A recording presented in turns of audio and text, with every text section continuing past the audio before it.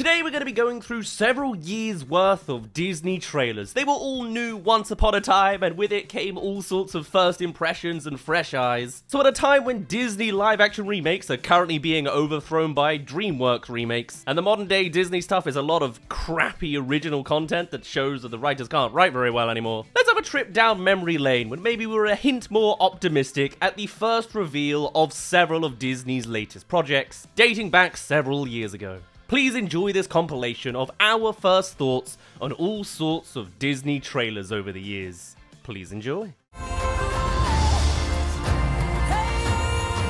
Oh my god! Disney finally made an original movie! I haven't seen that happen since Strange World. But if we were only counting musicals, then that takes us as far back as Encanto. Disney now may be king of the remake, but they've been fairly consistent with originals too. And what an original this is! We've seen the title and some artwork scraps out from D20 late last year, but now finally seeing it in motion, and I quite like how it looks. Literally. The tides of the animation industry have certainly been moving, if even Disney are advocating for the more stylized visual effect. It's still incredibly Disney in character design, but now it feels like these guys are like animated cutouts from a genuine child's watercolor book. It is a fairy tale come to life before our very eyes. And as for the plot, it's very Disney.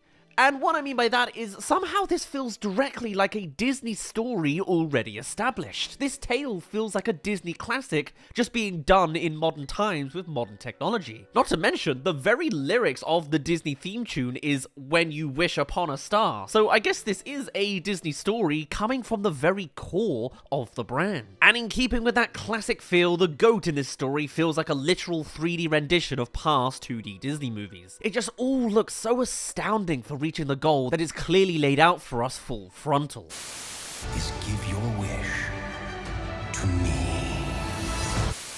And then we have our villain. Finally, a genuine villain. For a while now, we've had a lot of non-villains for our antagonists. Just generational trauma villains and nobody being evil for the sake of being evil. You know, fun. But now with King Magnifico, maybe it could happen. And give him an evildoer's song and everyone will be happy. All about greed and wanting to hoard everybody's wishes in town or something. Tell us how he's manipulating the masses or whatever. And as for our wishing star, as the Super Mario Galaxy Luma that it is a literal story a century in the making. The big hurrah for Disney after surpassing 100 years of wonder. Though its name is Star.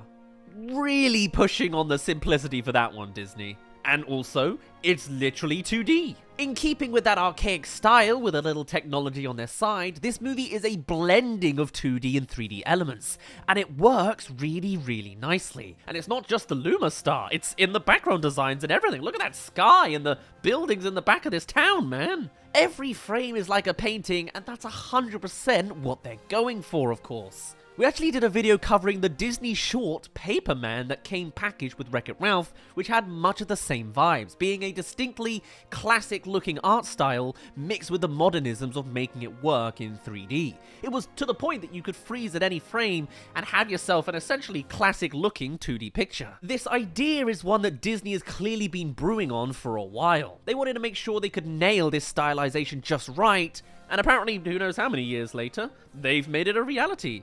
And yet, despite the 100-year backdrop, this movie only started production 1 year ago, in January of 2022. That's when writing started. Damn. It didn't work. When does the magic happen, huh? I actually really like the outlines of the characters. This may be a strange personal preference of mine. I always quite liked certain cel-shaded looks. I always gush about cell damage when I find the rare opportunity to bring it up, so to see it coming up more and more in modern animated films is a plus, at least for me. Not sure if the same can be said for the general population on that point though. Even in the character performance, you can see that our new Disney princess Asha is a blending of all sorts of classic princesses mixed in there.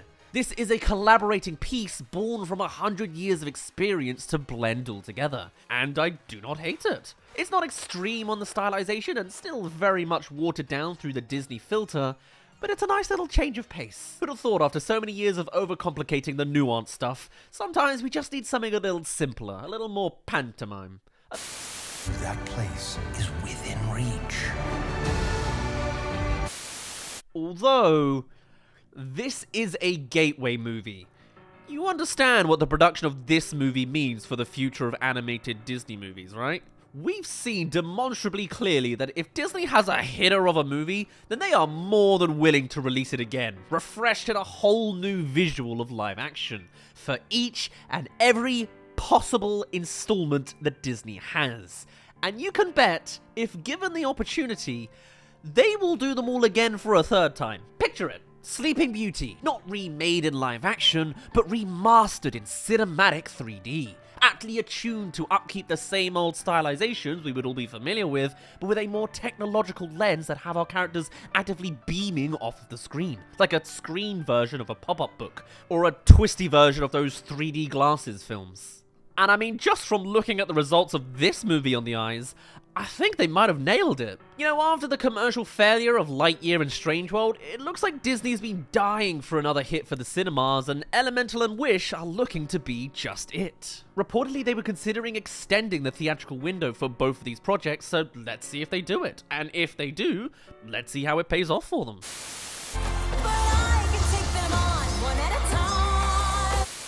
I've seen a good bit of divide in responses to this movie. The majority of naysayers simply saying that the new art style looks flat and bland in a way, but they haven't been hating the classic vibe. They don't dislike the simplicity of the plot or the direction of the tone, and to me, that sounds like an all clear from everybody that we want to see more classic Disney productions. That's certainly the message that Disney is gonna ascertain. And with that, and if the style is presentable enough to the people and to the children, then you can all but guarantee we're gonna get every story again through this new presentation. Would we hate that?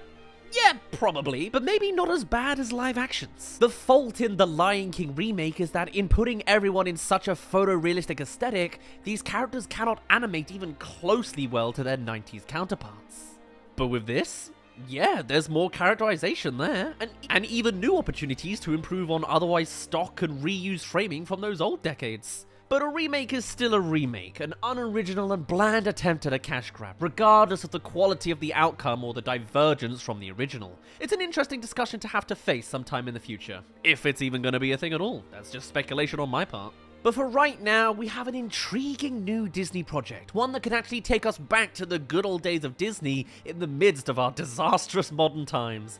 I have a lot of hope for this movie, whilst simultaneously, I think I'm going to switch my brain off for it, and I hope the movie rewards me for that. I want King Magnifico to be evil for the sake of evil. I want him to be a fun villain.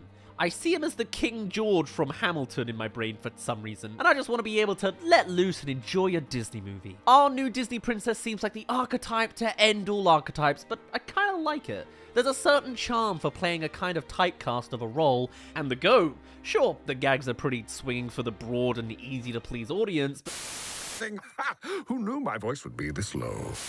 but there's something good there. Of course he's voiced by Alan Tudyk. Literally every Disney animal in the past 10 years has been, even before he starts talking.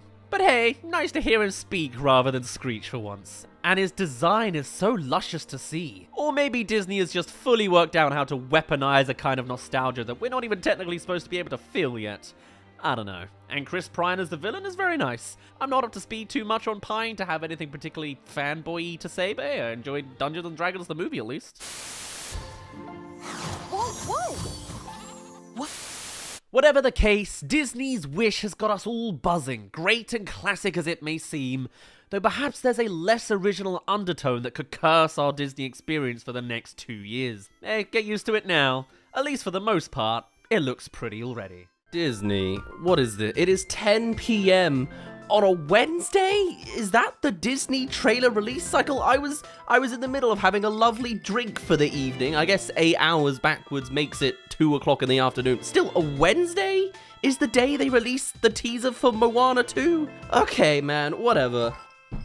So this is a movie we have known for a while. To be honest, I'd been feeling a little guilty that the last few videos have been, here's a sequel, here's a sequel, here's a sequel, but here's another sequel going on right now. You know, if I was Disney, I kind of feel like I'd want to lay low a little bit after Disney's Wish. Kind of a disaster. Their name is in the dirt, but I guess new year, new Disney, and by new Disney we mean old Disney, with the last good Disney movie there was in the last decade. maybe the only one, decades along. Can you tell I'm off my usual schedule for making a video like this? I initially thought that Moana 2 wasn't even called Moana 2. I thought it was going to be called something quite funky out of the first trailer I saw for it, because I actually saw it under the title Vaiana 2. But it turns out that's just one of the international titles for Moana. What is there to see from this teaser trailer? Oh look, they're going to be on the island of some kind. Boat is there. And they gave us the princess's feet for free. Brilliant. A conch shell to tell us, woohoo, they exist. Oh, sorry, no, what? Not wahoo, it's Tuhu. Tahu? How? Tahu. Oh, excuse me. But okay, sure, it's a teaser trailer. They haven't said much about what it actually is, so let me fill in some of the gaps for you, eh? I already uploaded today. I thought I was done for the day. I rested myself for like the first evening in 2 weeks. And, Disney said no. They whipped me back into shape and said, get back to work. So, I'm back to work. Still, here's what we know so far about this project. Not only does it actually exist, and I'm sure we'll get a trailer sometime soon for the main event, the actual release date for this movie is November of this year. So, doing a little bit of research into past Disney trailers, you know, I was actually going to try and keep an idea of when movie trailers release. Not usually is there one at 10 PM on a Wednesday. The weirdest I've heard is a 3 PM on a Monday, and that was for the Garfield movie. But anyway, the last time a Disney movie came out in November was, what do you know, Disney Wish, and the Disney Wish trailers came out 4 months ago and 9 months ago from now, but also the movie released 2 months ago, so really, that was September last year for the full main official trailer, and then going back a little further, it goes to the end of April of last year. So really, the main trailer for Moana, or Vaiana 2, is likely to be April, if you wanted to make a prediction like that. I'll certainly pencil it in somewhere, much like my Pixar prediction of March. Oh, you know what? I'm so far into my mid-drink grumble that I just realized this is new news. I was about to say this has been announced like a year or two ago. No, that's the live-action Moana. They're turning Moana into its own spinny-offy franchise. This is getting more love than Frozen at this point. Yeah, okay, forget all the past, oh, we knew about this before. No, we didn't. They're just making an actual sequel. And apparently it's separate to the live-action production, which is still going ahead. Officially, this movie was announced during an earnings call with the CEO of Disney, Bob Iger, just today, February 7th. Sorry to date it immediately. It's the 8th in 43 minutes for me, so I apologize for all of you. And apparently this is said to be a slightly new direction for Disney going forwards, as apparently the CEO went to admit that they have been doing too much to feed Disney Plus too quickly, which is why they've been making some crappy quality productions lately. So instead they're going to focus on non-originality, just make sequels out of the most popular thing. And popular is right. The first quote I could find when researching through articles about Moana 2 is the one that says, "Moana remains an incredibly popular franchise," Iger said in a statement. "We can't wait to give you more of Moana and Maui when Moana 2 comes to theaters in November." The Disney train tried originality after 100 years, realized they can't do it anymore, so let's just cough up the old again. And to be fair, it makes sense. Moana was the last good squeak of Disney movies. Like, I enjoyed things like Raya and the Last Dragon, I guess, if they expanded it more, but a good musical? Not even Frozen 2 could keep up. And now they're doing the treatment to Moana. Is this really good news? You know, maybe I don't know anymore. I'm certainly not in the state of mind to give a deep opinion right now. Whilst at the same time, I guess Moana stands fast as like a brilliant one-off tale, you know? Of this girl that dreams of the sea is her calling, she goes out, has an adventure, sorts out a centuries-long generational problem with that stone lava lady thing, and then goes back. Is there more? Does the sea cool a second time? I mean, that's kind of what happened to, like, Elsa. I don't know. I don't know how they can really do this well. To be fair, it's got better hopes than the live action, I guess. Oh, and actually, there are some semblances of a plot that can be surmised here beyond just blowing into a conch, apparently. What I can find in some articles is, after receiving an unexpected call from her way-finding ancestors, this totally isn't Frozen 2, where she hears callings in her head as well, Moana must travel to the far seas of Oceania and into dangerous, long-lost waters for an adventure unlike anything she's ever faced. If you forget the last movie, where she went over Oceania and into dangerous, long-lost waters. don't worry about it. Thank you for making it to the halfway mark. Here's the quick little poke to subscribe. I keep saying I'm going to cover every little animated main news that comes out. Apparently there's loads to talk about. Bloody well, Disney teaser trailer is just dropped in the middle of the week. If you look at the last week of uploads I've made, 5 of them are bloody well sequel bait. I swear I'm not trying to overuse the thumbnail design and just put a giant sequel on the picture. They just keep popping up. It's like whack-a-mole, I can't help it. Anyway, thank you for making it halfway through. I'm gonna stop rambling, and by that I mean I'm gonna start rambling from 10 minutes in my past. Thank you for watching halfway through. Hope you watch the rest. Do subscribe, if you wish. And I'll see you in 20 minutes when DreamWorks announces another sequel or something. Oh my god, literally all 3 major studios are doing something. Disney, Pixar, and DreamWorks. Kung Fu Panda 4, Inside Out 2, Moana 2. What a world. Moana 2, the animated epic musical Walt Disney Animation Studios project, takes audiences on an expansive new voyage with Moana, Maui, and a brand new crew of unlikely seafarers. The chicken again, I imagine. Alright, cool, brilliant. Actually, that's kind of nice. She'll have a crew. An unlikely crew, but a crew. Cool. Now, we do know some of the cast members involved in this production. We've got Dave Derrick Jr. directing, who did not direct the first film and is actually just an entirely new one hopping on, I believe, as well as music being done by, all sorts of people actually, being done by Abigail Barlow, Emily Bear, Opataya Fawi, and Mark Mancina. All of these people have several Grammy wins or nominations, you know, actually pulling in the stops after, you know, the last Disney production. Great. I'm glad to see a semblance of care being put into something, just not necessarily original. Apparently the island in the teaser trailer is, in fact, a return to the island of Motunui.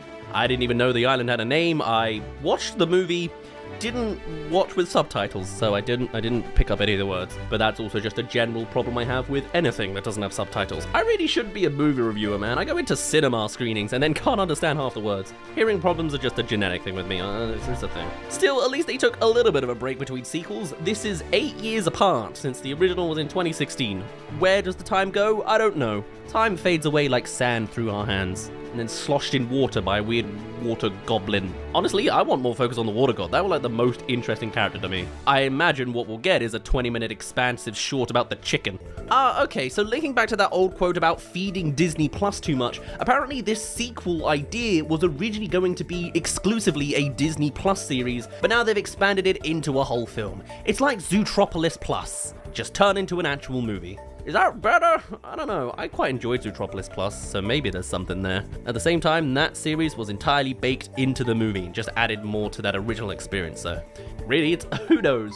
Apparently, it's not even clear if Dwayne Johnson is gonna be involved, or a couple other of the cast members. I'm not sure if anyone's actually been confirmed. They have to, right? As much as I technically am not that into it, now that I know that Dwayne Johnson doesn't like ever losing a fight and contractually makes it so that he can't, I guess, unless in animated form, because he totally lost in the first movie. I don't know. Either way, like, okay, cool. I'm sure they'll be confirmed. What are the odds that they don't do another Disney movie, you know? He's involved in the live action. Why wouldn't he be involved in the sequel? This is a Thanksgiving holiday movie, apparently, since Disney locks in 5 days around that time period, from what I can find in my research. Oh, and a notable person missing so far, Lin-Manuel Miranda. Apparently not announced so far in this project. Are they needed? Are they necessary? I kind of think they are. At the same time, they've had their Disney paycheck. They've been making several things. Maybe they were just contracted for a certain number, you know, 2. So, I'll be curious to hear if Disney can make anything decent without them. And as a final note of research I can actually find, without rambling about the live-action movie, the original movie made $680 million, which actually kind of isn't that massive in the grand scheme of things, but maybe it was good for 8 years ago. I guess a sequel they'll hope will do more. And apparently it streamed over 1 billion hours on Disney Plus, so that probably explains why they're a little bit more motivated, you know, to make a project like this. I want to say I didn't expect this, but I guess in a sense I kind of did. It makes sense that you, after a massive failure like Wish, I almost forgot what it was bloody well called there, they would try to just continue making more out of the last good Disney movie they made. This all comes together during an earnings report for Q1 by Bob Iger, so I guess I apparently need to keep an eye on when CEOs go and do announcements on the insider business side of things. I need to pick up my research. Wednesday, 10 p.m. on a Wednesday, and I saw this trailer an hour late. I'm missing out on everything. I've screwed up this entire thing. Work never sleeps for me, apparently. I can't even enjoy a nice drink in the evening without being interrupted. But at the end of the day, to be honest, this movie will probably do really, really well. I just would have would have thought they'd lay low a little bit longer, considering I still find Disney embarrassing to think about. But that's me, particularly skeptical and cynical version of Daz this evening for no apparent reason. I will see you all hopefully a little bit more than 6 hours time before the next upload. I'd like to sleep in those next 6 hours if possible. I'll be ending it off there. My name's been Daz. Thank you for making it all the way to the end. I'm sorry you had to see me a little bit more like this. It's midnight coming up. Maybe I shouldn't really be doing this on a Wednesday now that I think about it. It's very unprofessional. I don't have a normal work schedule anyway. Let me know your thoughts on the Disney sequel. Do you have hopes? I kind of think it could be good, but also it's just Disney doing Disney. Well, would you look at that? This is a welcome surprise coming from Disney of all people.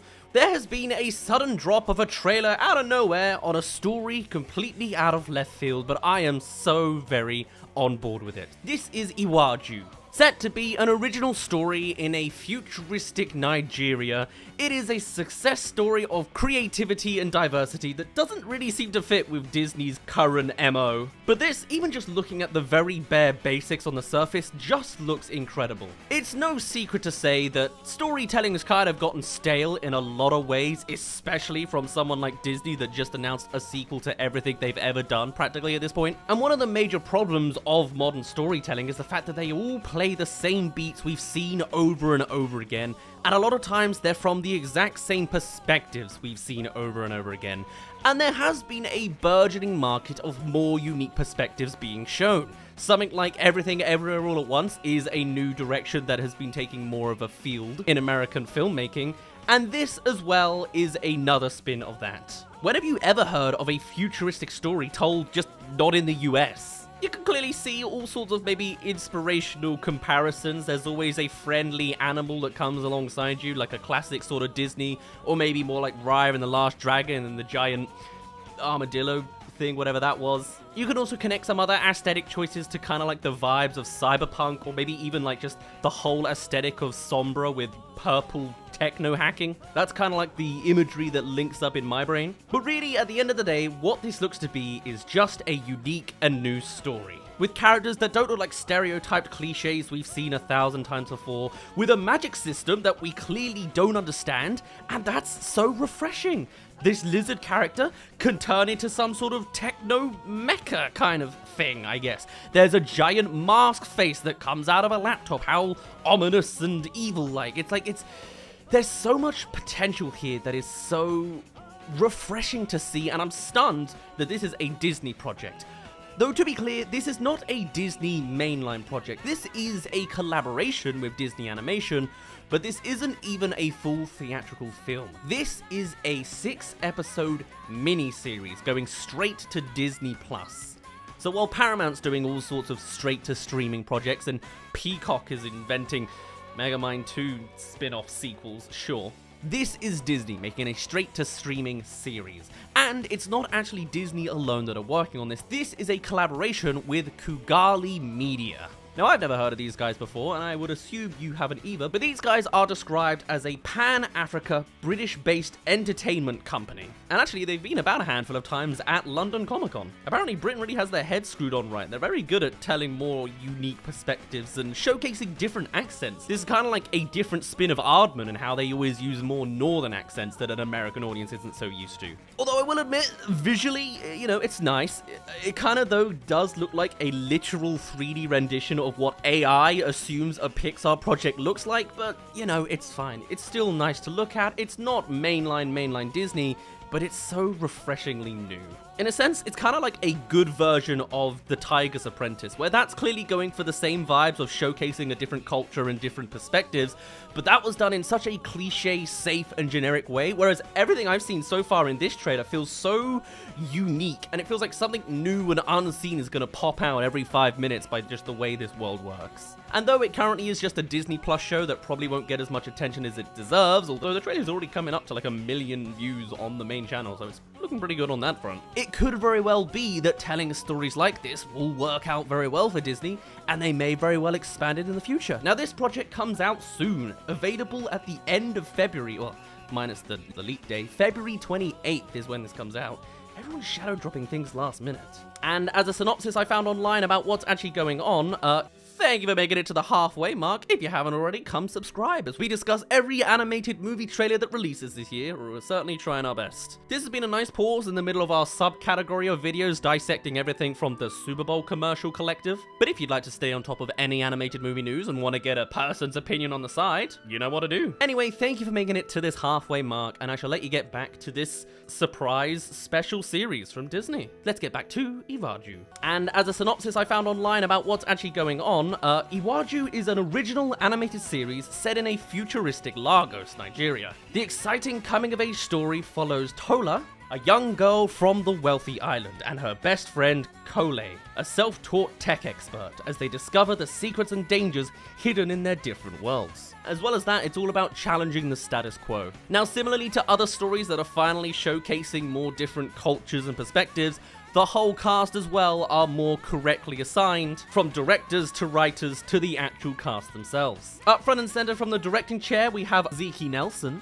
whose IMDb page I can't really find much on. This very much sounds like a stab-in-the-dark approach to just a relatively fresh-faced studio with everyone getting a surprise platform up, and to be honest, that means it has all the more potential. It's exciting to see it with all the stakes on a show like this. Now, the screenplay is said to be the brainchild of Adeola and Halima Hudson, whilst being produced by Christina Chen.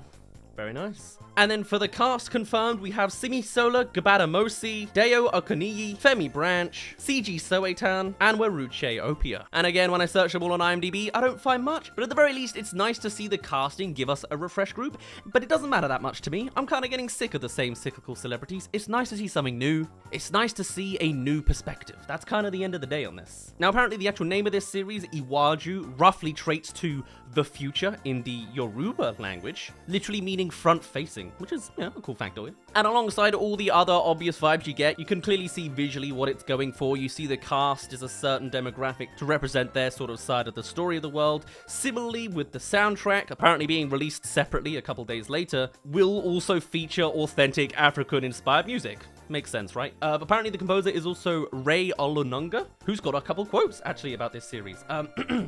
I rarely bring my own emotions into writing a score. I tend to inhabit the emotions of the characters or subject and then translate them into music. In this case, it couldn't be avoided. In addition to Tola's adventurous spirit, Kole's ingenuity, and the many other fun and beautiful emotional threads explored in Iwaju, the score is steeped in my own very deep love for Lagos and its multiplicitous layers. It also includes many treats and winks for anyone familiar with or curious about the film music lexicon of Nollywood. Being invited by Zeke and the amazing teams at Disney and Kugali to help tell this beautiful coming-of-age story that explores themes of family, friendship, and ingenuity has been an amazing adventure in itself.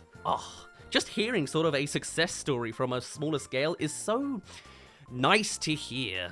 I'm stunned it's still coming from Disney. Whilst clearly on the mainline front, the idea of invention and ingenuity is completely lost on the saga, it's clear that the actual developers and artists that build the foundation of Disney are still talented and skillful artists, and it's a shame that we have to dig closer to see any diamonds in the rough, but that's kind of exactly the case. There are shining gleams of talent and art just at the smaller scale of Disney. Similarly to how there's all those Disney shorts that are beautiful to look at, sometimes the real people with the skills and talents are the ones that aren't even the top dogs. Of course, at the same time, apparently there's a mobile tie-in game to this series when it releases, which is, interesting. Also, as one other marketing quote, we've got from Disney's chief creative officer saying that the show will explore deep themes of class, innocence, and challenging the status quo.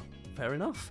I, for one, am very excited for this series. It was a complete surprise to see it just released as a trailer last night, and I'm so excited to see something creative and inventive and new.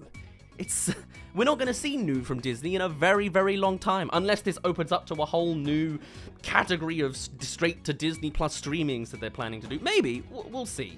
Hopefully a project like this will lead into something else bigger and broader, because the very fact that this is just an underdog studio told from an underdog perspective that we don't typically get means I want to support it all the best I can, because this already, from the 2 minutes I've seen, looks brilliant. So give me just 2 weeks straight and I'll have consumed the entire thing in a day. Alright, here it is. The very first trailer for what is probably going to be the highest grossing movie of 2024, at least in the animation sphere, as much as they don't want to call it animation, is upon us. This is the Mufasa trailer. And before we start, can I just say the marketing already is going a little bit weird on this. They made an announcement yesterday that this trailer was going to drop today, and I've been, waiting with bated breath. But I've gotten used to when trailers release. I've been, having an alarm for every single hour while I refresh the Walt Disney YouTube channel.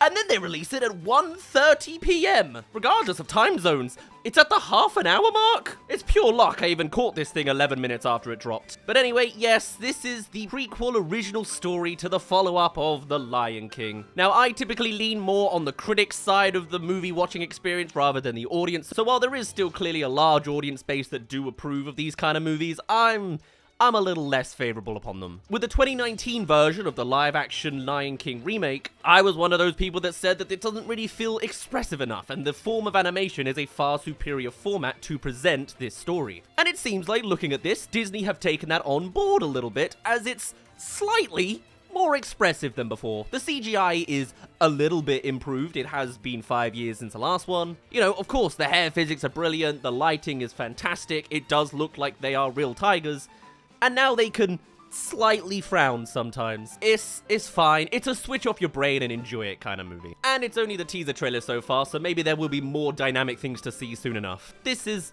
alright so far. That being said, alongside just being able to see the visuals, wow, it's basically exactly what you'd expect. We have now gotten all sorts of new releases about the cast, with of course all sorts of celebrity appearances coming in the form of Donald Glover, Mads Mikkelsen, Seth Rogen is back as Timon and Pumbaa are making a reappearance. James L. Jones, however, has been slowing down their work in recent years, so has now been replaced by Aaron Pierre. But the real big kicker of the news that is to keep us motivated is the creators on the soundtrack side of things. This movie has a lot more emphasis on its soundtrack than I think most other animated movies do. I mean, maybe it is just a Disney thing, but I'm noticing it more and more here. In the 2019 movie, we had the soundtrack being done by Beyonce, and now it's being done by Beyonce and also her daughter, who's even playing one of the characters, Kiara. I will reserve any skepticism for when I actually see the damn movie, and we'll see how it goes. However, the real big hitter of news that it's meant to be is one that was kind of teased a week ago, as this was one of the trailers that any CinemaCon goers were able to witness, and Disney only now, 2 weeks later, wants to actually reveal it to the public. The specific tease we had, however, was from the director Barry Jenkins, who said, "They're handcuffing me, so I can't tell you who made those songs, but I promise you, the songs are absolutely amazing." The person actually behind the songs of the new second Lion King live-action adaptation animation remake is in fact Lin-Manuel Miranda. Ironic, huh? He's not coming back for Moana 2, but he's here for Lion King -2. I guess he was too caught up in other Disney departments to go to the sequel. Or maybe he's got preferences and he knows which one will turn out better. The profits are practically guaranteed. Other quotes we do have from Barry Jenkins back in Las Vegas at CinemaCon is, "It's an expansive adventure. Audiences can expect so many things in this film. An epic story and a comedy with plenty of familiar faces. There are some absolutely hilarious moments and some with extreme gravitas."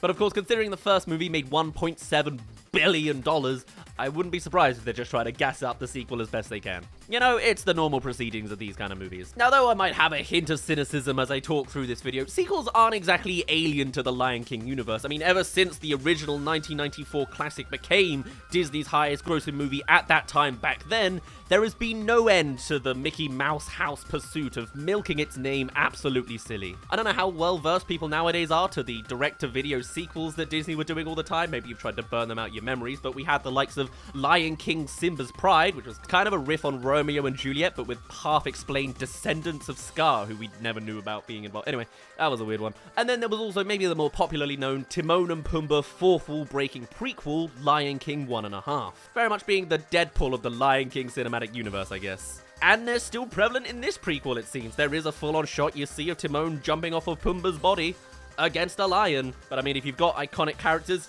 you gotta find a way to smush them in there somehow. There's also been the Timon and Pumbaa cartoon series, as well as the later Disney Junior series, The Lion Guard. Add in the colossal 20 years and still going success of the Lion King stage musical, and we soon find ourselves all the way up to the 2019 remake. Really, this Lion King story has been going on forever and it just prints money. With that initial remake 20 years later production being done by Jon Favreau following his success with the 2016 Jungle Book live-action remake, which of course was also critically and commercially well received.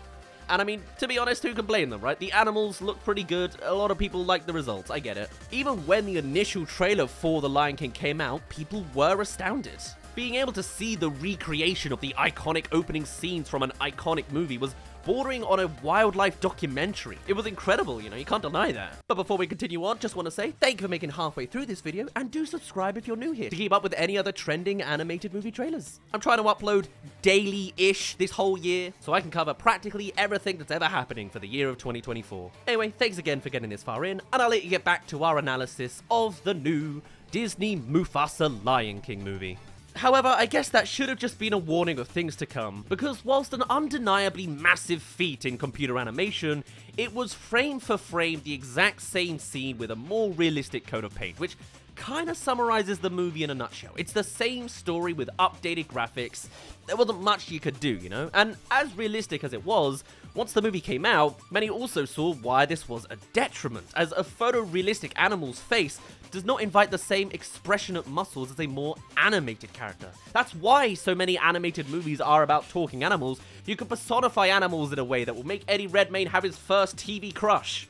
If you know, you know. And I reckon that's a lot less likely in photorealistic live action. But that was The Lion King 2019's issue. It was an animated movie that was trying to not look animated, while still having the animals talking. While still slightly more advanced, it kind of falls into a familiar uncanny valley issue that those talking animal movies in the noughties did, It looks a little weird. So we have a movie that didn't know what it was, both as a story and an animated movie, and yet it was a massive success. 25 years after the OG movie hit the very same milestone, Lion King 2019 took the crown for the highest grossing animated movie of all time, with that $1.7 billion. Although I am rounding up, it's 1.663. It may have tried to pretend it wasn't an animated movie, but it's highest grossing animated movie on the list. Now, money may mean sequel, but despite their successes, Disney have actually been kind of reluctant on remake sequels. Mufasa is actually the first time a beat-for-beat Disney remake has gotten its own separate sequel made.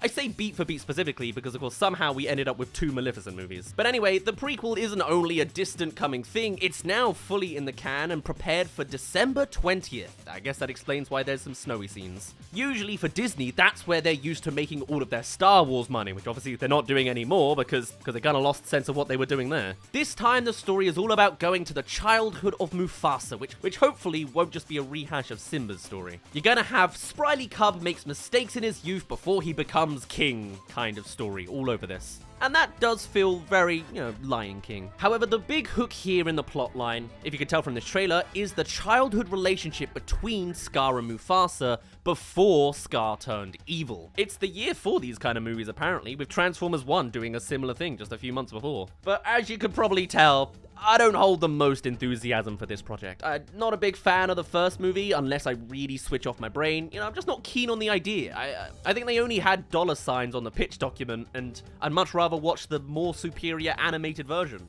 Even if it is 2D, not 3D, oh god. However, they must have found something in this idea for it to get made. I mean, they got Barry Jenkins to direct this. This is the Oscar-winning director behind Moonlight, not La La Land.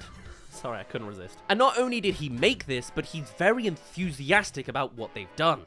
I've said some of the other quotes he said earlier, but he also mentioned at CinemaCon a couple weeks ago that making Mufasa was one of the best decisions of his life. Which, I'm not gonna lie, immediately piques my interest about this otherwise meh idea, For a real artist to be this passionate makes me think this is potentially less likely to just be Disney remake schmuck. This guy has an Oscar at his house, and yet this is the best decision of his life? What happens in this movie? I mean, Jon Favreau's made some great movies, and the first movie still ended up how it did, Nonetheless, regardless of how it turns out, I do have some faith that Barry Jenkins has really thought about this project and not just done a cash grab. Considering this movie is obviously still to come out, I wouldn't exactly say that the era of live-action remakes from Disney is over, but they have had diminishing returns as of late, so maybe we're leaning more into an era of live-action remake sequels, new original stories in a more technologically advanced era matter of time. And with originality and high quality, maybe Disney can find its own new golden era, actually putting the art back into cinema. They clearly have the funds to hire incredible people, and so I guess in that way, a lot hangs on this movie, because if it does a really good original prequel story, I would be far more on board with seeing more things like that. An artistic style is an artistic style, and the only times I really have an issue with it is if it's replacing other superior forms of art styles. Give me a new story with this look, and I'm more than happy with it. Probably. So yes, the teaser trailer for Moana 2 is finally upon us. The hint for it even existed is the fact that a poster did indeed appear yesterday, and now we finally have more than 8 damn seconds to look at. Now, the actual history behind this movie we are already aware of, as this was initially a Disney Plus series that's now been upgraded to a full theatrical release. Even though technically an upgrade would mean it's a shorter runtime, but yeah, sure. And while in the past synopses have been pretty vague that Moana must go out again on another dangerous adventure, wow, Maui's there. Now we actually have a little hint more of the actual story premise, as Moana in this trailer goes on to specifically say, "Our ancestors are calling to us," and she's going on this big adventure to stitch together all of the cultures of her people all across the ocean, instead of in the split state that they currently are in now. And I think that makes a lot of sense for a sequel. In fact, it especially makes sense as a TV series, as I can see each different tribe on an island getting their own episode. It's a thematic story that at the very least does fit to the Moana brand, which was something I was initially concerned with when hearing that they're going to make another Moana. Of course, this is still Disney doing its Disney thing in the fact that a live-action Moana is also still being created, but at the very least on second impressions on Moana 2, this really doesn't look that bad. Visually, of course, this is an absolutely stunning trailer, which isn't a surprise. The animation is pretty high budget, it's Disney at its best, they know what they can do. On an audible front, I'm a big fan of the instrumental elements they're adding in. Of course, we now know from the initial announcement trailer that Lin-Manuel Miranda is involved, and even though so far we've only really heard drumming, I quite like it a lot, I must admit. We also now finally do get to see Maui is here. He looks the same, great, he does his thing, wow. And we also now get to see that the pig, in fact, joins Moana on the boat. It's all so far very simple, and of course it will be, because it's a teaser trailer. We'll be getting other things relatively soon, since this is coming out at the end of the year. Now, other important elements that I could maybe notice in the trailer is the fact that, at least in the announcement, there was a big emphasis on Moana's conch shell, and again here, I feel like in one shot where lightning blasts through the house, you can see floating in midair her conch being shocked above the flooring. Also, she even goes on to grabbing the conch at the beginning of the trailer to replace with a shell. Whether it's the conch calling her or what she does to respond to the call, it still seems like it's an important element to keep along, with a hint more of a solid foundation beyond Ice Girl is hearing other ancestors and is just gonna follow voices in her head. Actually, there are a lot of parallels you can make to Frozen 2 as a story premise as well. Even the element of bringing people together to make a more uniformed group kinda seems like, you know, the same paths that Disney has already treaded, but it's fine. Moana is far and beyond the most successful Disney product of recent years, considering how much it's blown up on Disney+, so it makes a lot of sense they're making this, and from what I've seen so far, I'm not disappointed. Everybody from the original movie has come back to this, in both voice actor form and composing form, and the world that we see in just the little hints of this trailer do look fascinating. You've got the giant splitting island animal that kind of reminds me of, well, the other panned Disney project that I probably shouldn't mention, Strange World, and that one shot with Moana in front of the whale looks like it could be another spectacular spiritual experience like the scene she had in the original movie with her grandmother. And the very fact that this is only a second movie means they're obviously not running out of material anytime soon. It's not exactly Toy Story 5 over here, you know what I'm saying? Now, alongside the actual teaser trailer itself, they announced yesterday the actual poster for this movie, which, I'll be honest, I'm not that impressed by. What a surprise. It's their 2-ish items shaped into a 2. It's not that spectacular, if you ask me. It doesn't show much creative flair. It just looks like more of the same. But considering The Same is one of Disney's most refreshing, original, creative, magical stories with an unabounded success on streaming, maybe that's not a bad thing. I'm just not very impressed. Alongside that poster, we now have confirmed in cement that Moana 2 will be arriving in November this year, 27th of November in the US and the 29th in the UK, because, I don't know, we're busy that Friday. Though again, most synopses seem pretty much the same, saying Moana journeys into dangerous, long-lost waters for an adventure unlike any she's ever faced, if you ignore the last one, after receiving an unexpected call from her ancestors. It's pretty simple, it's pretty safe, but the fact that it has been evolved from a Disney Plus series would suggest that this is leading to some pretty good payoffs emotionally somewhere in its theatrical form. Or Disney's panicking because they're out of money and they had a massive announcement announcing sequels to everything ever because of, you know, all of the bad stuff that's happened recently on them. Hey there, thank you for making halfway through this video. This is the quick poke to tell you to subscribe if you want to see more animated movie news coverage. I'm trying to watch every trailer there is for 2024. And sometimes we talk about things on the side as well, like news articles that sort of infer other discussions on the topic of the animation industry. Recently we talked about whether Inside Out might in fact replace Toy Story as the mainline Pixar movie franchise. Stuff like that. Anyway, thank you for making it halfway through this video. I'll let you get on to the rest of this video as we go over the other details and opinions over Moana 2 and the teaser trailer. Now, if you're more interested in the production details and the crew that are now going to be involved in this sequel story, do check out our previous videos on Moana 2. The announcement trailer goes into all of that. But for more recent updates, we also heard from Dwayne Johnson the live action adaptation is going to be scheduled for production this autumn. So they are literally overlapping on time schedules. This era of Disney is interesting. It'll also be interesting because if live action Moana does really well, they're probably going to make live action everything else. I mean, live action Frozen is going to pop off, whether I like it or not. I mean, they've already got the stage shows. It's a very interesting era to see where Disney goes next, if you ask me. Oh, and actually, the one production detail I will mention, I don't know if it was mentioned last time, is Alan Tudyk is also reprising their role as Hey Hey the chicken. I love this guy the most out of all the voice cast. He's just the animal guy. It's great fun. He's in like every Disney movie playing the animals. I love him. When asked about why Moana 2 was evolved into a full theatrical release, apparently actually Bob Iger said, "We were impressed with what we saw and we knew it deserved a theatrical release." Which of course lines up and makes, you know, decent common sense. The original Moana film from 2016 recently crossed 1 billion hours streamed on Disney+, and that was the most streamed movie of 2023 on any platform in the US, he says. So again, really, it all just rolls together naturally. It's super popular, it's a story that's good enough to evolve. Kinda like the same logic Pixar has, that they made Inside Out 2 because it really warranted a good sequel. And then Toy Story 2 did the same, and Toy Story 3, and Toy Story 4, and then you start doubting if they're actually saying the truth on that, but there you go. Other accolades that the original movie had was also the fact that it was nominated for all sorts of Oscars, such as Best Animated Film, and earned a meager $687 million at the box office when it wasn't on streaming. Quietly racking up those numbers on home media, kinda like Pixar's Elemental.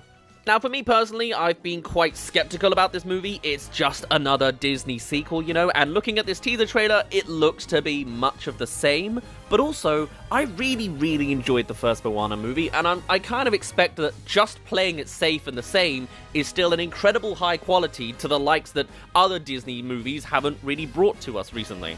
I think I need a hint more convincing, and I'm sure we'll see that when the next trailer comes along, but I'm getting there, I believe. This looks pretty damn good. It's classic Disney being done again, but not in a way that takes away from the creative flair by making it live action like the Lion King remakes and all that, even though they are making it live action. Great. But this just looks to be following up, doing more of what is Disney at their somewhat recent 2010s-ish prime. Beyond that, I wouldn't say we have to wait very long for the next installment of seeing trailers. If it's anything like how Disney Pixar are trailering their Inside Out project, we're just going to get bombarded with trailers before the end of November. The announcement was back in February, of course now it's May, so that's a solid 3-month gap. So following that logic, the next one comes along in August. And then between August and November, we'll slowly get overblown with random clips and sequences until we can stitch together the entire movie, call it a day, and Disney makes $1 million profits before Christmas. It all just lines up in its very standard way. I'll be excited to see what expansions they bring in this sequel, both from a world perspective, the characters, the pigs on a boat, maybe a little bit more than that. Is Maui gonna do something more interactive? I don't know. There's a nice sequence we briefly see of the tribe of rock people banging their drums. I'll be very curious to see how it all rolls out.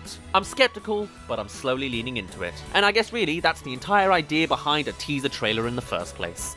You were gone forever. It was 8 years. Oh, Moana 2 got another trailer. I didn't notice. And at the same time, I don't think anyone else really mentioned it too much. Is this not making waves? Perhaps it's just because it's been a long marketing spell and we just kind of know it's around in the background. It's nothing crazy, it's a Disney sequel. But apparently there was a trailer I missed a good 7 or 8 days ago, so let's talk about it now. This is specifically called the Special Look, but I've also seen it being called the Final Trailer, and considering this movie comes out in, what, a month? Yeah, I'd probably say this is pretty much the final number we're really gonna get. Ironically, without much of a musical number in it. We're back to who we're were meant to be. Amassing not even 1 million views in a week by the Walt Disney Animation Studios YouTube channel, but maybe I'm reading into things too much. The whole time I've been seeing these little updates and animation previews, don't have a read on this damn movie. And now, I think this trailer has the most available to showcase Eddie Tone. One of the big things that I'm honestly surprised I didn't really notice in past trailers, I sort of saw it but didn't mention it, is the fact that Moana is in fact building up a team. I'm gonna need a crew. Sweet! A farmer on the sea!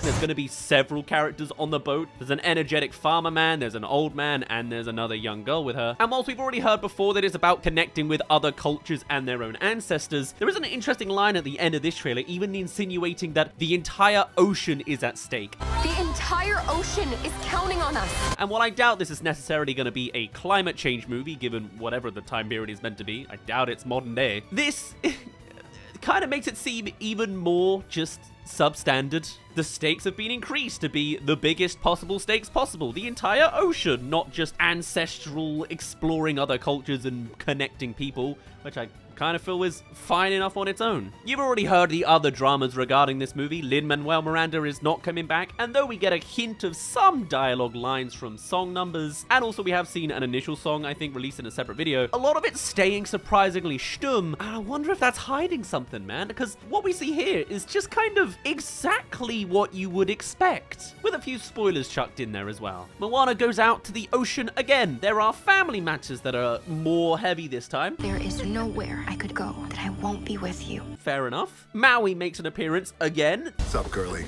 They go on another adventure again. There is a new villain, an actual humanoid one this time that we finally get to see in little shots here and there. Now I kind of miss the lava monster. And then there's some big stormy island going on generally towards the end. Who knows about the elements in the middle, but from, you know, point A to point Z, it just looks like a standard fare. Again, I'm a little bit more motivated to see this movie having seen this bit. I'm very curious to see what they do with the new characters. At least it's not the same two characters again on a tiny raft and that's it. There's going to be a little bit more original content to see. Instead of a giant volcano lady villain, we've got giant cloud villain and actual witch. Again, maybe at this point, is that spoiler territory? Like, have they just ruined the whole movie? I mean, maybe. There's a giant cracking open island, which reminds me of Strange World. And then also we see the spoiler of a giant whale and ancestors of the past. It's just Disney doing more of their thing. And I wonder if everyone else feels the same, because I haven't heard people really rocking the boat about this trailer. It comes out in a month. It's the sequel to the most successful Disney movie of recent times other than Frozen 1, and that's no longer recent times. That was 11 years ago, at least. And yet, somewhere along the way, I feel like there's just steam running out on this series. I don't know whether it's just necessarily Lin-Manuel Miranda that makes that difference, and I don't know if general Disney sequel fatigue is a thing felt by the wider population. In fact, the last mainline Disney movie that came out was Encanto, and that, to me, was a giant surprise. Not in its quality, but in audience reaction, as that movie obviously had massive popularity to it. So this should, in theory, be the next gigantic project. The whatever songs are in this movie, those songs should ruin the next 3 months of TikTok sounds as far as I'm concerned. And they probably will. It just seems, at least while it's not out, I'm not seeing much of a murmur. Hey there, thank you for making it halfway through this video. Do come along and subscribe if you haven't already. You know how it is. Keep up with other animated movie news. There's loads of trailers coming out this week, and I'll be talking about them daily for a while. And some other content formats in the side, in case you wanted them. But incrementally, these trailers seem to look better and better. Maybe it's because they're spoiling some of the elements, and that's interesting to wonder where it's gonna go. Clearly, it's improved on the visual aesthetic. They've had plenty of times to work out how they're gonna write their story together, and the main cast are coming back, which is, you know, great as always. But I don't have hype for this movie like I have from pretty much every other trailer I've seen. There's just a sense of, alright, run it again, isn't, and it just continues even more now. Even when it comes to the gags, Maui turns into the same damn forms as we've seen before. He does the shark again.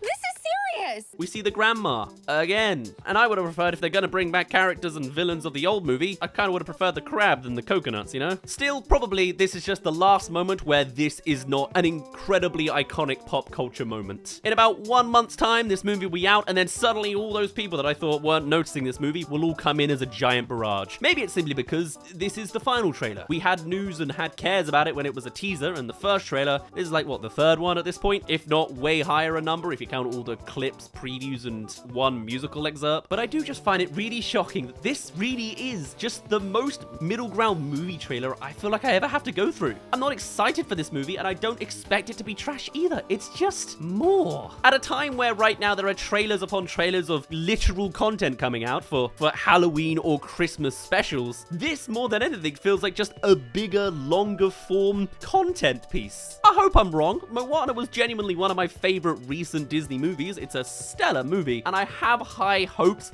that the sequel can follow up with the successes of the first. Just the marketing, I don't know, it just shows more of the same. Maybe that's enough. Yeah, maybe that's enough. Boat snack! Oh!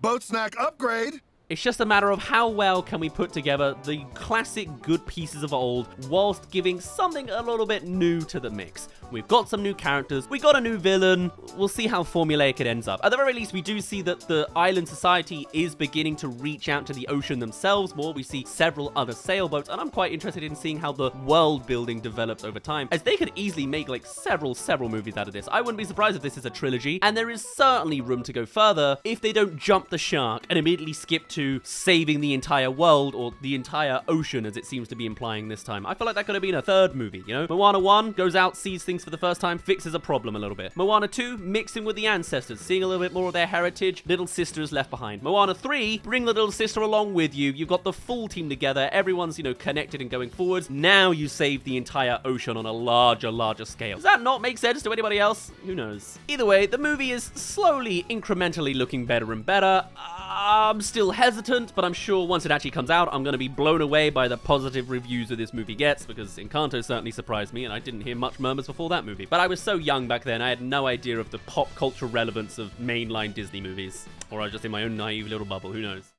So this one flew under my radar. Funnily enough, releasing in October, so I don't actually know when this video is actually going to release. You know, I was kind of thinking maybe it is a little bit too early for me to be starting Christmas in the month of Halloween. But to be fair, you should see my local supermarkets. I honestly saw Christmas jumpers going up in clothing stores towards the end of August this year. It's getting earlier and earlier. But complaining about the commercialism of Christmas aside, the season is somewhat upon us, as a trailer has dropped for An Almost Christmas Story, a short film releasing on Disney Plus on November 15th. With that date, I suppose Almost Christmas is quite fitting. Now, this short tells the kind of true story about a young owl that gets trapped in a Christmas tree bound for New York City, and the journey through the city that never sleeps that follows. And yes, it's somewhat based off of a true story, as the real-life inspiration followed an owl that would come to be known as Rocky that went viral back in 2020 after he accompanied the Christmas tree bound for the Rockefeller Plaza. I never would have thought Disney would be doing a true story type of story in the modern age, but here we are. What are they based Frozen off of? Luckily, anyway, in the real world, this owl was found by workers and after a brief checkup, returned to the wild, but not before capturing the eyes of the nation. Since his release, he's had articles, a children's book, and now this short movie written about him. A viral sensation for the ages, if there ever was one, immortalized now into animation. Anyway, this actual Disney movie here has some serious talent behind it. It's being directed by David Lowery, who directed The Green King a couple years ago, along with the sleeper hit A Ghost Story. All live action, and this is his first animated project. The closest he's come to anything like this kind of story was the remake of Pete's Dragon back in 2016, which I also have not seen, but it seems that not really anyone has. It's also being produced by Alfonso Cuarón of Gravity, Roma, and Harry Potter 3, the scary and arguably best one, fame. It turns out that Cuarón has been producing a trilogy of short movies released on Disney Plus starting back in 2022, and this is the culmination of that holiday trilogy. The cast is absolutely stacked for this as well. You've got John C. Reilly playing the folk singer we see in this trailer, but then we also get Natasha Lyonne and Jim Gaffigan in substantial roles as well. Not any like major A-listers, but still a very talented group of people to bring this story to life. Hey, you're halfway through this video, come subscribe if you want to see more. We'll review this film on November 15th. Back to the rest of the video. Obviously, as well, this is going to deviate from the real story to a certain extent, as Moon the Owl, as he's known here, is going to go on an adventure through New York City and find friendship in a young girl called Luna. A lot of Moon imagery going on here. This has all the wholesome charm you want out of a Christmas movie, coming out in November. The warm orange and brown glow over this whole film reminds me of that kind of sitting by the campfire vibe. And whilst yes, it looks like another story of someone teaching another about the magic of Christmas, the animation style is good enough to carry us along and keep the kids entertained. Plus, with the likes of Lowry and Quaron attached, both have incredible resumes. I wouldn't be surprised if there is a much deeper level to this movie than this trailer is currently giving. Given that the trailer starts off with what seems to be the death of Moon's father, I definitely think we're getting more of a somber feel to this Christmas story. And then let's talk about the animation style. I thought it was stop motion at first. I don't think it is, but it's got a lot of that gleefully homemade feel to it, which is just so nice, especially compared to the more generic Disney aesthetic that they have. Though to be fair, a lot of Disney shorts kind of highlight some of the studio's best. We've covered a handful of those in the past as well, and they look bloody beautiful. And here, a lot of the set deliberately looks like it's made out of cardboard, and some background characters are even just outright cutouts. There's a dog at the end that looks like a stuffed toy, and the buildings are so obviously just boxes stacked on top of each other. It's just so charming and continuing the trend of fresh new styles that we've been starting to see recently. And also, of course, the owl is just so cute. He looks like he's been carved out of wood and has these massive eyes that make me want to just put him on a shelf for safekeeping. Disney's gonna make merch out of him, aren't they? Oh, great. I can see it now. It's nice to see Disney dabbling with this kind of style, even if it is in their classic short form for the time being. And who knows though, perhaps based on the success of this short, it could go further on. You know, does this bode well for the Mouse House going forward with or without that success? Time will tell, but likely not. We'll see. Disney Plus has been home for some more experimental animation styles through the Spark Shorts line, and it's nice to see something else getting a slightly bigger push to get in front of audiences. To actually get a trailer released like this and getting a little bit of momentum? Hell yeah. With such an artsy, almost stop-motion-like aesthetic, it really does look to be just a nice little flourish of Disney showcasing some of their animators' best creative abilities. But also, actually, while looking into this a little bit further, actually finding these trailers, I see they severely underperform as well. So whether the audience is there is going to be maybe up to luck. We'll see how well the actual Disney Plus website advertises shorts like this. But at less than 100,000 views 4 days ago at the time of recording this, I don't know where it's gonna go. I, for one, don't even know when I'm gonna release this exact video, so maybe by the time you see this, it's already out. It's as early as November 15th, so it's an interesting marketing ploy nonetheless. Whatever the case, it's Disney doing what Disney does best, to be honest. Their shorts are honestly sometimes better than their movies. And I'm absolutely on board for supporting a project like this. So it's been a bit of a running gag this last week that every time I talk about some upcoming movie news, usually some sort of animated trailer, by the time I've just about finished rendering it and started uploading it onto YouTube, another trailer drops. It's happened several times all last week, and somehow still happened yesterday on a Monday, 1 week after there was like 7 different trailers to talk about. But this time I decided to finally give myself a hint of a break and delay it by 1 day, as it was the Disney Lilo & Stitch live action teaser trailer, which at least is a little bit more than just a logo like most teasers. No, this is a single shot. It's the actual visuals of live-action Stitch destroying a sandcastle town. Much like he destroys a toy town in the original animation, there is so little to go off of, based on just the footage at least, that I don't really think it was worth jumping on immediately, like maybe I would have usually done. That being said, with a little bit of time and me allowing to put in a little bit of research, let's dive into some of the more production details behind Lilo & Stitch and the next installment of Disney's live-action franchise. Honestly, at this point, I'm sure they're coming to the end of their history at this point. Like, what's left? Princess and the Frog, Hercules, which they are working on, and then give it a couple more years, I bet they'll do a Frozen live action to really throw us through a loop. But yes, Lilo & Stitch as a live action adaptation is actually something we've already covered on the channel. A good few years ago, I released a Lilo & Stitch is Coming Back when the very first murmurs of this project was being known. And it's interesting to look back on that video, as there are a handful of production details that have sort of changed with a little bit of development time. Although there's also a lot of overlap in a lot of ways, and I certainly didn't have a good opinion of it back then, and to be honest, I still don't now, because let's be honest, this is just another live-action rehash. But there is an interesting discussion surrounding live-action stuff recently, as I kind of feel like as well,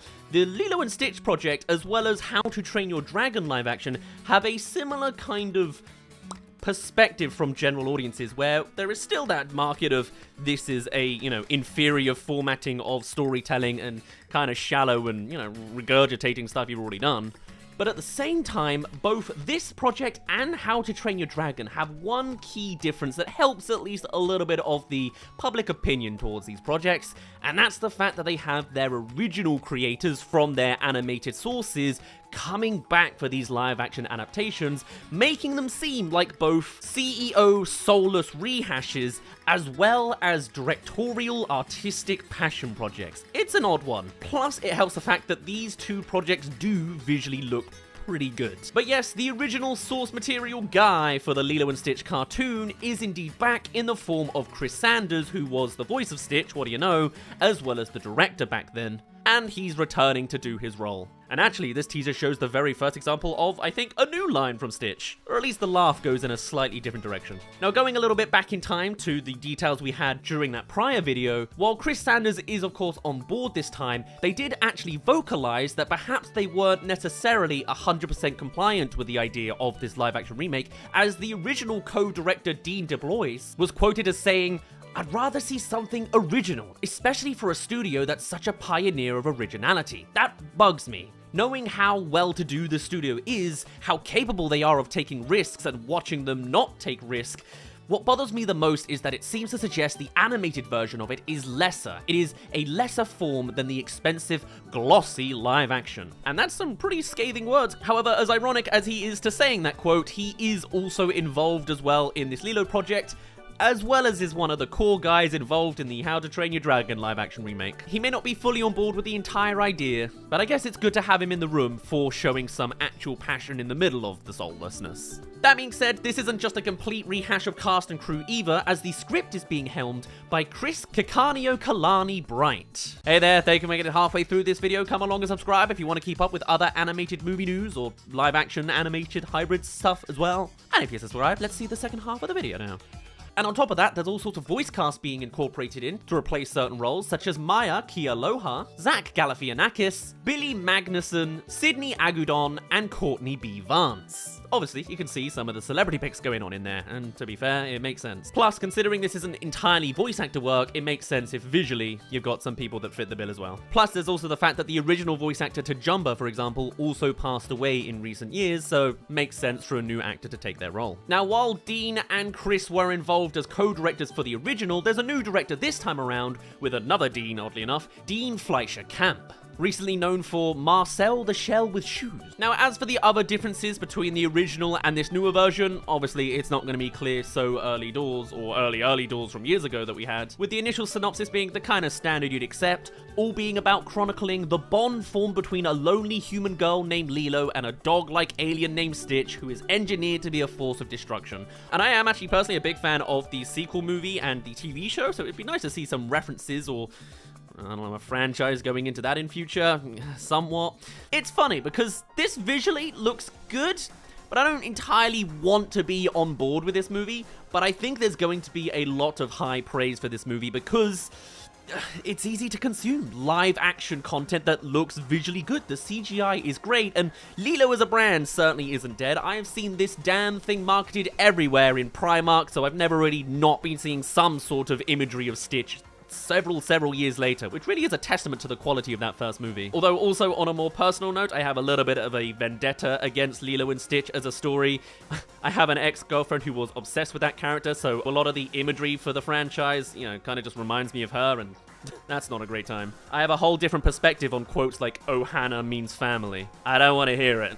But even still, with this and How to Train Your Dragon having so many more alignments of at least keeping the core original crew creatives involved might help to make this movie the best version it can be, even if it is a corporate mandate just to make some easy profits on the side. And with Chris Sanders, there's a handful more quotes about his sort of take on this kind of thing, as when he originally teased the return of his Stitch character, he said that the script is really cool. So it's not exactly a copy and paste either, but they also go on to say, I continue to do his voice for different things. Every once in a while, I'll go into a booth and do some recordings. It's always nice to hear about how he's still out there and people still know who he is. Overall though, this is very much a by the numbers reveal. There's nothing to really see here other than the fact that it's a story beat taking place in a slightly different location. I think, unfortunately, it's going to be a easy, family-friendly, satisfying success story. And of course, the actual writing around a character like Stitch is endlessly fun. I love how they advertised him initially by breaking into other Disney movie beats. Whether or not they do that again is honestly whether it's going to be a missed opportunity or not. But overall, yeah, it's coming. I'm naturally quite reluctant towards it since it is just another Disney live-action remake, but at the very least in my mind, it's at least bumped up a little bit in conjunction with How to Train Your Dragon, just because it could be the best version it could be and isn't so soullessly slapped together that there's nobody from the core team involved. I'll be curious to see how it turns out come, what, May time I think it is this time? Memorial Day. Every time I think of Memorial Day, I of course think of Stitch. Where is he? He escaped.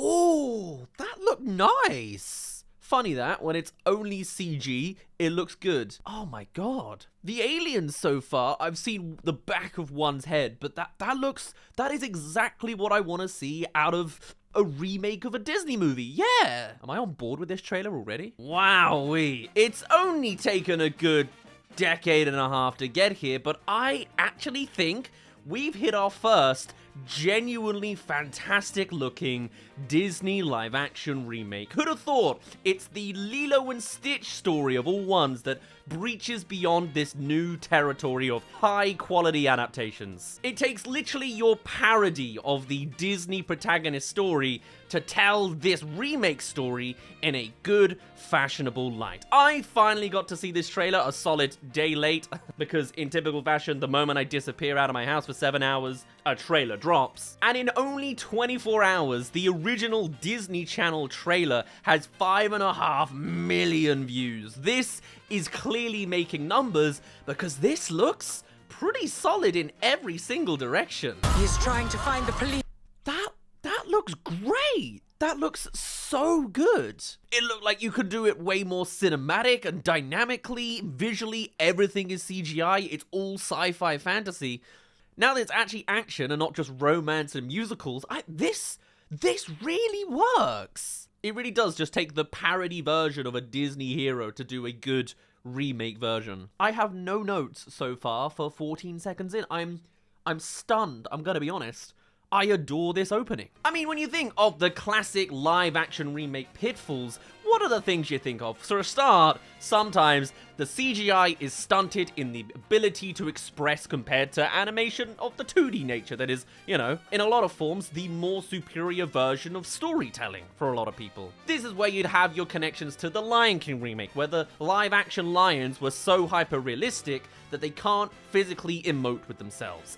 In the format of Stitch here, he is so expressive and alien and weird that seeing him in his CGI form is practically just the same as him in 2D with some 3D realistic fur. It's solid animation work, as well as the fact that Stitch is actually the protagonist in CG in an otherwise live-action world. So many of these other live-action remakes is a live-action princess, and then the rest of the world is live action with some CGI for some fantasy set pieces. If anything, this is the first real example of a CGI live action remake incorporating properly the CGI the other way round. For everything else in the world to be live action except your protagonist, I don't know, it just works far better in a way that's not hyper-realistic lions and not a famous celebrity actress with a tail. Shooting star! Yeah, there it is. Now it looks like a Disney live-action remake, but I am being harsh. To be fair, they've done like 8 and none of them were good. Best friend. You know what? No, it's nice. It's not a celebrity casting. Probably because nobody hires below the age of 22 anyway these days. But that's kind of refreshing, actually, honestly, thinking about it. Like, it's not Emma Watson or Will Smith, like, just being chucked in there. It's original casting that clearly looks the part, is the right age, and sounds the part as well, if my ears aren't fooling me. The only downside is Lilo is so young that you're not going to find a great actress out of it, and a Macaulay Culkin type apparently only appears every 30 years. And I mean, celebrity casting as well is oftentimes a notable problem in these live-action remakes that don't appear here. Stitch is played by the same person who played Stitch 30 years ago, the director of the original. And Lilo isn't some celebrity casting either, she's just actually Lilo, found in the real world somehow. They're the right age, they're the right face, they're the right voice. This character sounds exactly like Lilo as well. The only fault I can find, at least in this sense, and I feel absolutely evil for mentioning it, but I can't help but notice it in the live action shots. With Lilo's actress being so young, obviously the performance isn't there fully. And to be fair, the original voice actress of Lilo was also 12 at the time of the movie coming out, but I think there's definitely something to be said with voice acting that allows a performance to sound a lot better and effective because the animation can do the rest of the expression work, whereas in live action, when you hire an actual 12-year-old, then obviously you're gonna have a bit more of a notable pitfall there. Actually, when looking into it a bit more, Maya Kealoha, the actual actress of this movie, is not 12. She's 8. She was born in 2016, 14 years after the original movie. We're all old. And maybe that as well, then, is a more notable thing. No. Control him. You gotta get your classic animated character in a car scene, but this time there's 2 humans, and one of them can't stop shutting their mouth in separate shots, but fine, cool. Actually, it's kind of nice. They don't sit still in the chair. That's like different from all the other ones. It's not Yogi Bear, you know? Though, to be fair, the actual character of Lilo is meant to be 6 turning 7, so 8's, I guess, a compromise there? Either way, I can't help but notice, at least in a lot of the live-action shots with her, some of the performance isn't there. There's not much you can do on the age front there. But hey, who cares anyway? Stitch is the main front and center of the show, and they are nailing it. Add on the fact you've got the classic original soundtrack in a lot of places, the pop culture moments. Elvis Presley, of course, is still center stage in pushing the narrative and the soundtrack, and that really brings us back to the vibes. This feels like a childhood movie coming back in a fresh form, because it exactly is, but it has the exact perfect vibe, you know? So many Disney live-action remakes are so corporate and grey and, you know, over-polished so that they don't stand out. But with the Stitch story, it really pops in a way that feels way more fun than any other live-action remake we've seen before. I mean, definitely. The biggest highlight, one of the biggest, there's a lot of highlights in this trailer actually, but one of the big ones for me has to be the segments of the intro sequence. That is just full CGI in every direction. The set is CGI, Stitch is CGI, and all the aliens are CGI, and they look incredible. It's weird that I keep saying I want the CGI parts of a live-action remake, because that suggests I want The Lion King, but that's hyper-realistic. I want cartoony CGI 3D animation, you know? This has potential. Can't wait to see how they ruin it when they go to the human world, right? Like, are we setting up for failure here? Like, what are we doing? That bit looks so incredible, and it also works thematically that's the alien world that's all CGI and 3D, and adapting that into live action actually surprisingly works on a meta front as well as a narrative front. Plus, it seems very clear that this is not just the beat for beat the same as the original story. There is room for some original little jokes mostly that I'm seeing in here.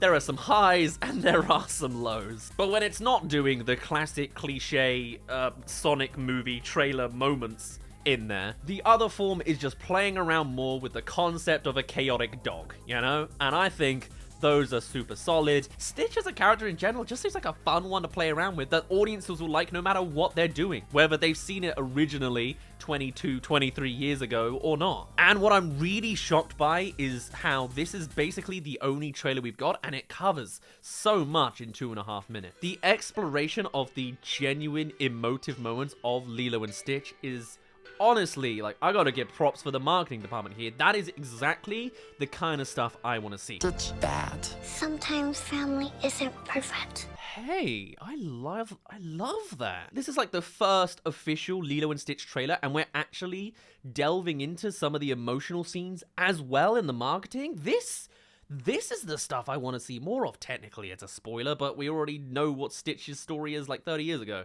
I adore that because as well, yeah, such a symbolic part of Stitch's character is the chaotic nature and then the actual emotive directions they take him as he learns to calm down and come into a family.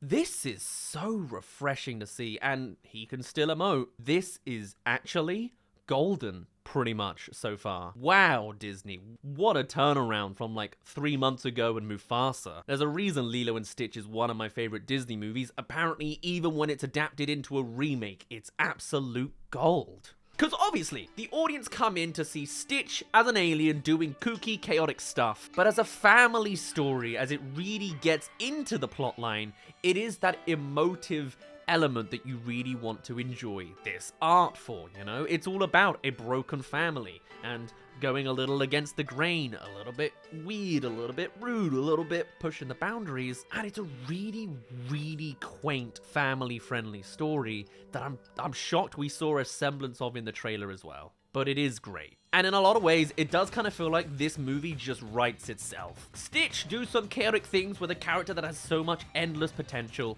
put them in certain circumstances so they can tell a gag and cause chaos, and then eventually roll it out with the classic emotive beats that have already been built up, as long as you get the sound design working to get those orchestral string instruments in there, and do a good job of the other alien-esque characters that are involved. We see a little bit of Agent Bubbles. Yeah, they seem alright. Classic. I look forward to seeing all of their beats. Okay.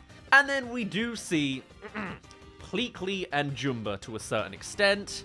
This, I think, is the biggest room for problems.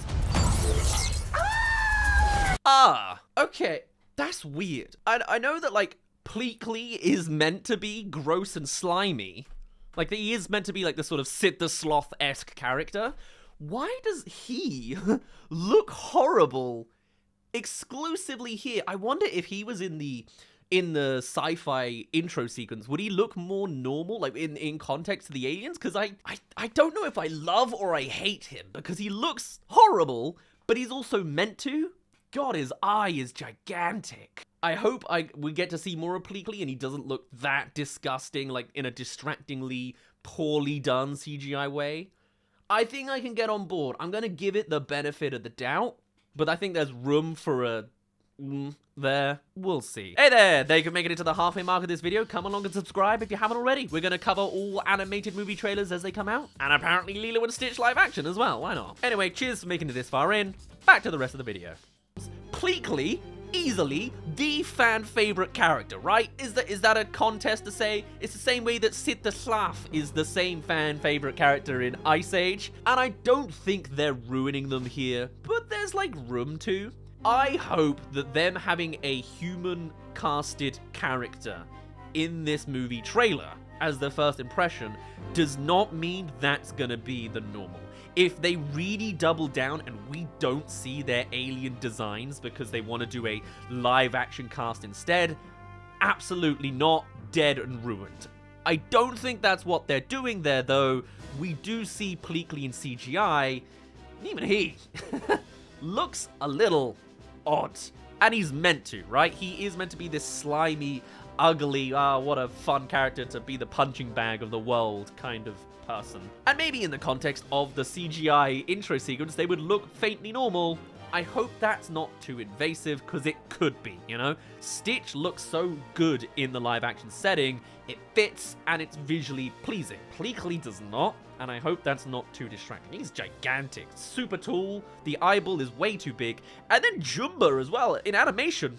He is gigantic in comparison to super stick figure here, and the fact we don't see them in the trailer makes me concerned, because maybe they will just, to make them fit into the house, turn them into humans all the time. That is the biggest potential problem, if not the other little layer that could be a little bit disappointing, which is in the original 2002 movie, Pleakley regularly took on their disguises, taking on female forms. It was kind of meant to be like the butt of a joke, but also I think was done pretty respectfully, as like, this is what they do, don't judge them too harshly, it's just a bit of fun, right? Here, the actor from the one shot we see of him is extra smiley and flirting with a guy like in the original, but they are also a male skin, which on one hand, I can get why they didn't do a man dressed in female clothes, that will especially get people up in arms, but it could have also been equally as fun to play around with if they took on a full female actress for that disguise, because it is a sci-fi disguise. And then you could still have the moment of like, oh, why'd you choose that skin? But it's not so much a man dressing up as a woman, they're still an alien, you know? And I feel like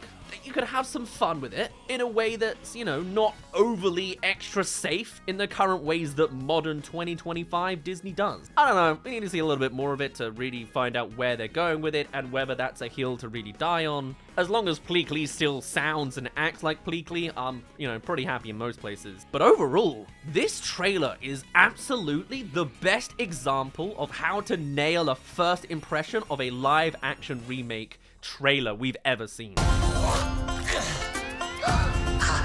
Yeah, Stitch surprisingly fits in the world. And you know what? I think that's very thematic, because he is literally another alien that's completely not of this world. So for him to be actually integrating into our live action world feels more right than anything we've seen before. And he's certainly expressive this time. He's not a rigid lion. I think it really does go to show that, I guess it comes from the qualities of the original story, that Stitch is actually malleable enough to work in live action. I don't absolutely hate anything that I've seen yet. What? How is Disney bringing out the worst live-action movie and the best live-action movie at the same time? How does that possibly happen? The tone is exactly on point, the visuals are amazing, the original scenes are nice and refreshing, and it really does just look like a 2D story jumping out of the page and done with pretty good success and care. I am genuinely excited and expecting good results out of a Disney live-action remake during the same year as Disney's Snow White remake is coming out. What is this timeline, man? When I came into first seeing this trailer, I wanted to be cynical, and there are some tiny nitpicky points I can bring up, sure. What the hell? Okay, well there's a genuine negative point there. I don't remember that being in the original. That's like the line that dates this movie the most. Why on earth would Disney take a note out of the original Minecraft movie's book, you know? This is the part where something weird's happening, but the audience can't tell that until you say this is weird. But overall, I think this is on it. And we need more CGI protagonist, expressive characters for these remakes to really work. We just need to return back to animation, it sounds like. Because to me, the real biggest flaws are maybe some of the background changes to not kick a bee's nest, and a little bit of the acting because of the casting to make it faithful to the age. But hey, at least it's not a celebrity casting chucked in the middle. It's the least corporate looking remake we've ever seen. And for that, I've got to give it props.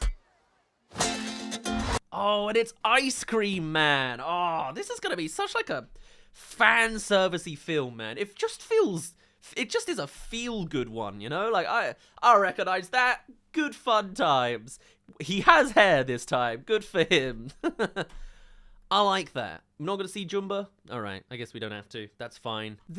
Stitch is such like a feel-good, smile-on-your-face kind of movie. So it makes sense that the remake will have that same vibe, and it certainly got it in the soundtrack. It sounds correct. The CGI is good. The beginning is amazing. Yeah, I think it's taken bloody well ages, but I think Disney finally have made a pretty damn good looking live action. There might be some flaws and they might show their head soon, but for now, I'm on board with this. I wasn't initially even intending to make a video on a live action remake of Lilo and Stitch, because it's live action. I don't want to touch it. That's not quite what my channel does. But in this example, it feels more than ever like a functional blend, a love letter of both, making something live action because the masses and the executive demand it, whilst still showcasing enough in animation, but an upgraded, realistic tone of animation that I think really, really works. Or maybe I would say that because I'm all about animation, but this is the best example we've ever seen,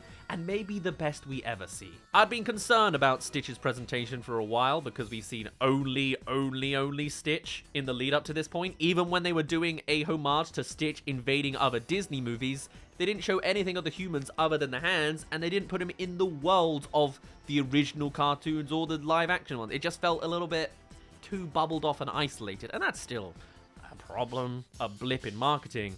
But this is a real height, one of the best trailers we've seen this year. I am super excited now, more than I ever was before, and not even ironically, for seeing the Lilo and Stitch live action remake come May 23rd. Wow, what a massive turnaround from Disney. Honestly, it completely threw me off. If not for the fact I didn't know this trailer existed until 7 hours late, and then I went to bed.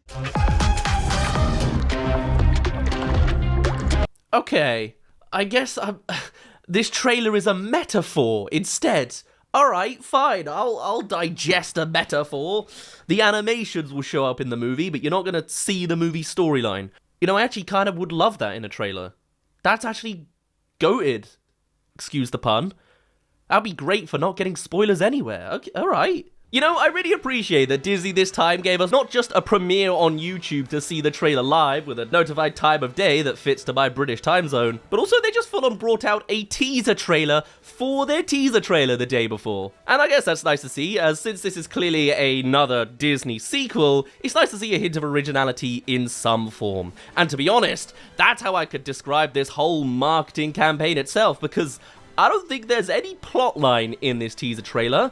And I kind of don't hate that. It's not exactly the first time that a movie has done green screen marketing, but usually that's off to the side on some meta advert slot for Instagram, you know? To see it actually plugged in here as a recurring bit that just shows you the vibes, the characters, and some of the set pieces. Like, this reads to me like this is a simulation movie now, because they've just appeared, they've just spawned in a white void. That's not the vibe they're going for, is it?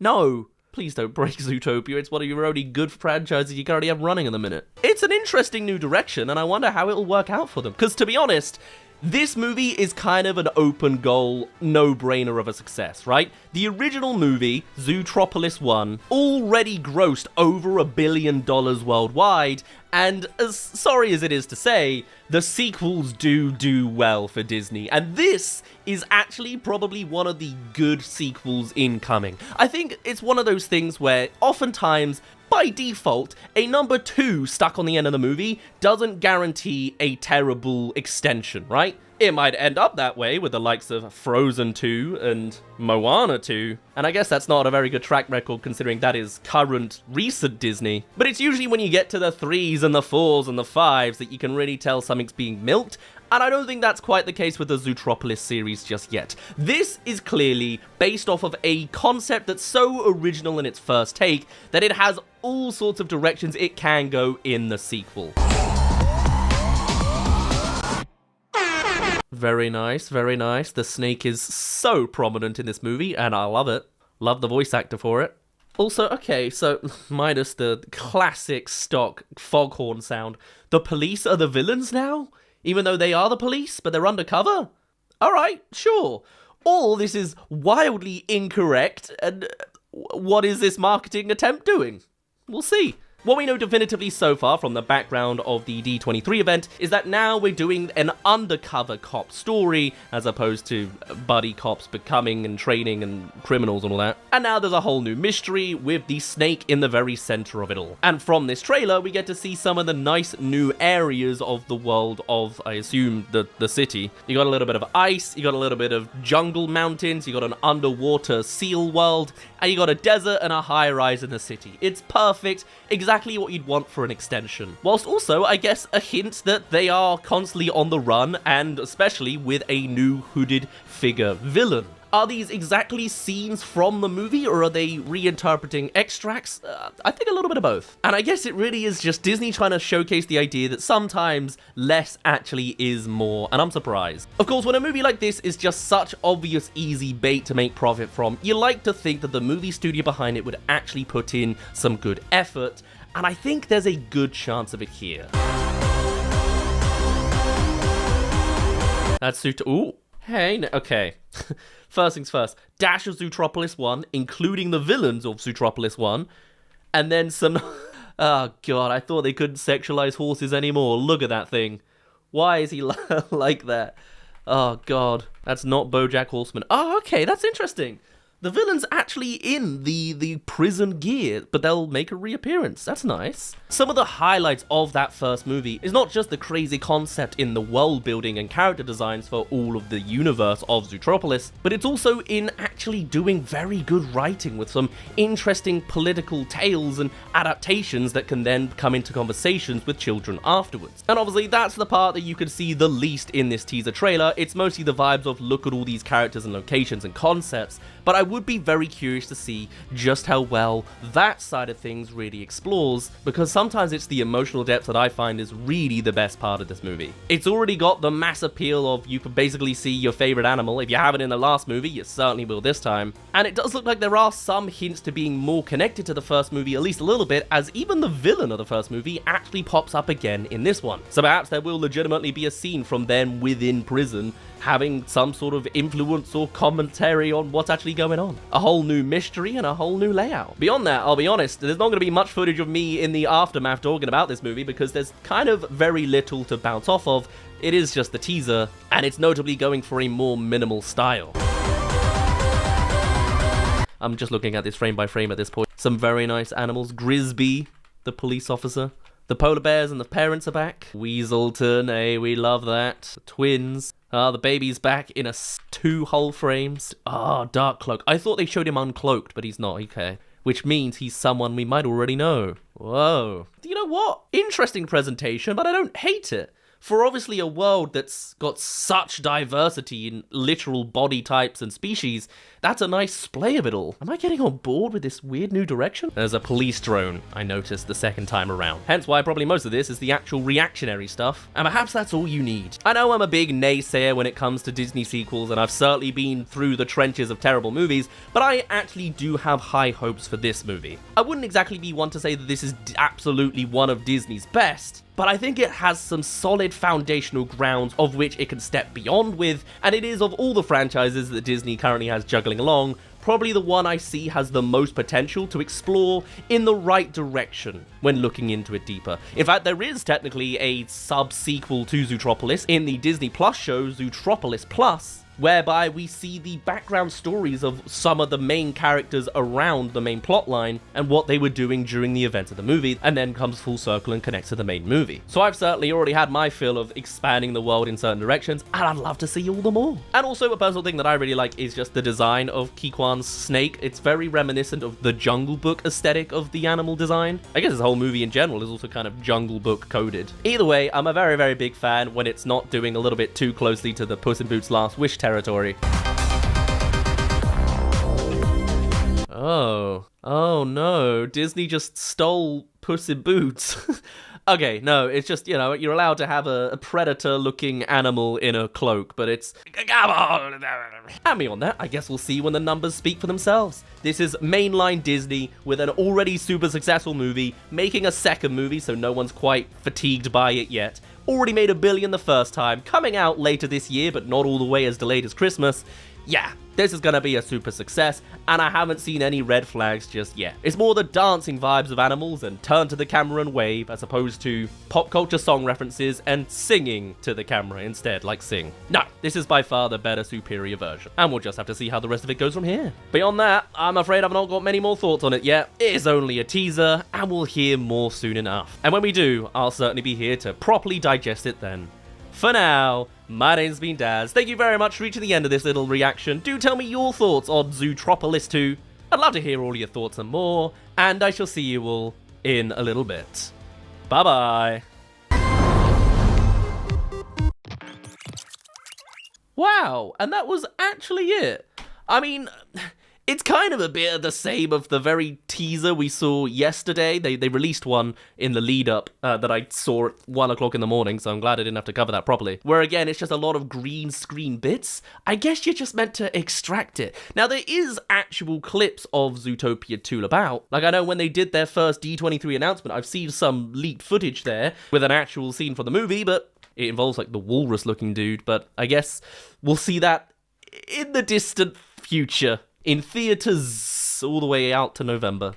And that concludes, at least so far, our coverage of Disney trailers. Unfortunately, it does kind of seem to be a trait of diminishing returns, but who knows, maybe Disney's gonna turn around from here. They're apparently very optimistic on their business model. We'll see how that continues. But at the very least for now, my name's been Daz. Thank you very much if you made it to the end of this compilation. Do tell me your thoughts on, well, I guess they can't really be first impressions, how these movies turned out, I guess. It's certainly interesting to look back on in retrospect. And I shall see you all in a little bit. Cheerio!